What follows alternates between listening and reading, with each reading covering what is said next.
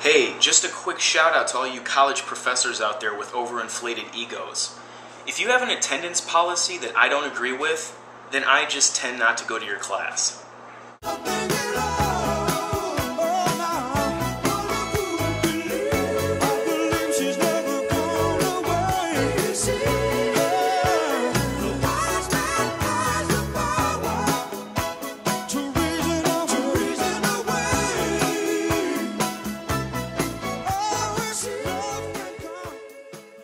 So basically, here's the abridged chronological version of my story, starting from last Wednesday.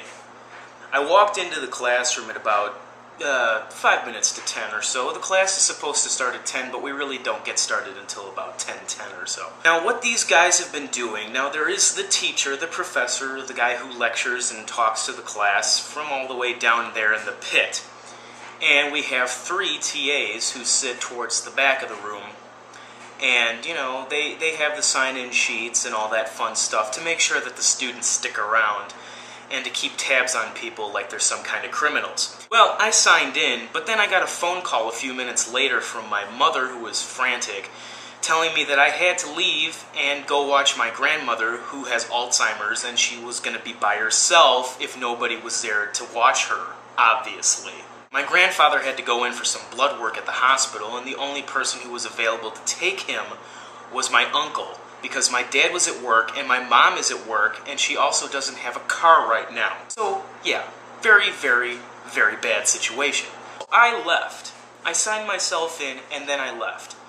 Of course, karma has to screw me up the a-hole, because what happens? They pass around a second attendance sheet. Oh yeah, like they're not going to know that halfway through the semester, and not even halfway, like 3/4 through the semester, you put sign-in sheets up next to the door in a little alcove that you can't even see from inside the classroom, and people are going to sign in and just turn around and walk out. I mean, did this not even occur to you guys? There's 4 of you in there.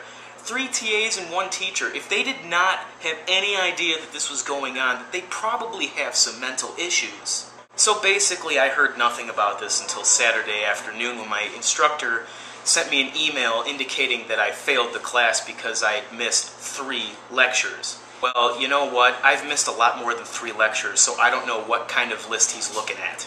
So here's the email that I got from my undergraduate academic advisor this past Monday, indicating what exactly I'd need to prove my innocence. The first thing I'm going to need is a doctor's note and or bill indicating the services that were provided to my grandfather at the hospital he was at during my class time. First of all, why do I need to prove to you guys where my grandfather was? Isn't it just good enough to have my parents' word that I was watching my grandmother during the class time and not get my grandparents involved in all this? My grandfather's 90 years old, for God's sakes. Do you really think he wants to start giving out his billing information to you people? What are you going to do with it? All you need to know is that I was watching my grandma between 10 and 11:30 a.m. What do you need to know where he was for anyway?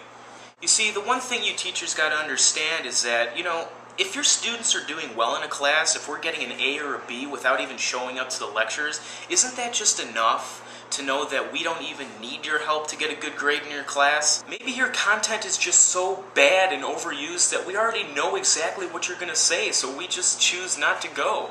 It's not our fault that you're bad at what you do. Seriously, if I want to go sit in your class for an hour and a half instead of doing things that are actually important in my life, then I got a problem with myself. I hope you guys enjoyed this video, and I'll see you in the next one. Peace.